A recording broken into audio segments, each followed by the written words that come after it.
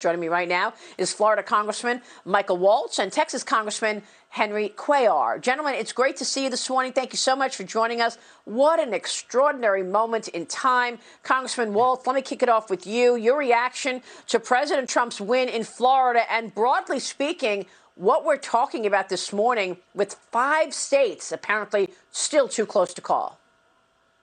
Yeah, thanks, Maria. I mean, what an incredible day. The red wave truly started in Florida and is sweeping across the country. The mainstream media was, salivating about flipping Texas and a blue wave in the House and the Senate that, once again, we haven't seen materialize. And in Florida, specifically, I want to give a credit to the governor, the Trump campaign. We kept our ground game going.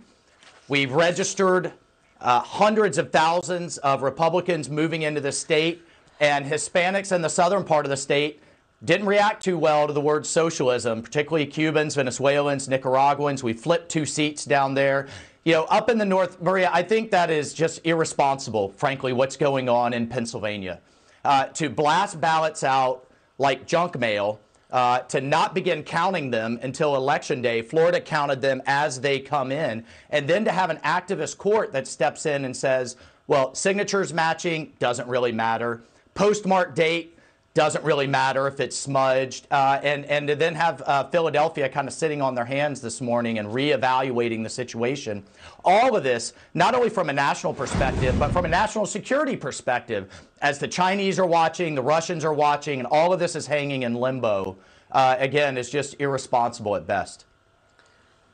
Irresponsible, banana republic, whatever you want to call it. But Congressman Cuellar, give us the view from Texas on the presidential report, as well as these final battleground situations where we are watching these 5 states that are still too close to call.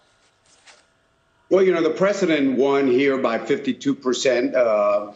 And of course, we were hoping that Texas would turn purple. But in Texas, there's still a red wall, and that's called rural Texas. And until Democrats and we start figuring out how to work the rural areas and talk to the rural areas and not just focus on the urban areas, Texas is going to remain red. But I feel that will be changing. Look. Let me say one thing, with all due respect to my colleague, Michael, and it's also a pleasure talking to you. But let me say this. I've been a Secretary of State, and just to start blaming certain states because we don't like some of the possible outcomes is not right. There are people there on both sides, and I've seen poll watchers, the Republicans have poll watchers, they have the attorneys, Democrats have the same thing. Let the process go. And again, when the president said the voting has to stop, of course the voting has to stop. The counting has to continue till we get this done correctly. Every person deserves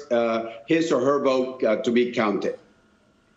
But do you worry that there is fraud going on where these additional ballots are coming from, Congressman Cuellar? We've never seen anything like this, that we would be counting for 2 days.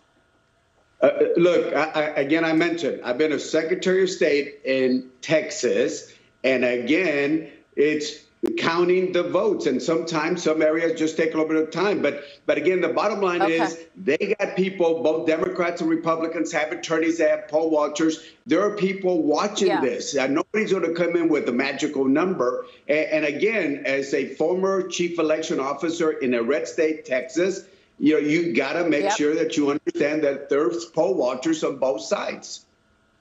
Congressman Waltz, do you feel there is infrastructure in place to ensure that there will be policing to ensure a safe election?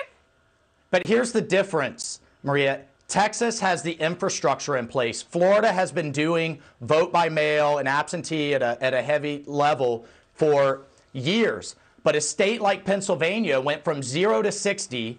Democratic leaders encourage blasting these things out, and they don't have the volunteers, the infrastructure, and the processes in place.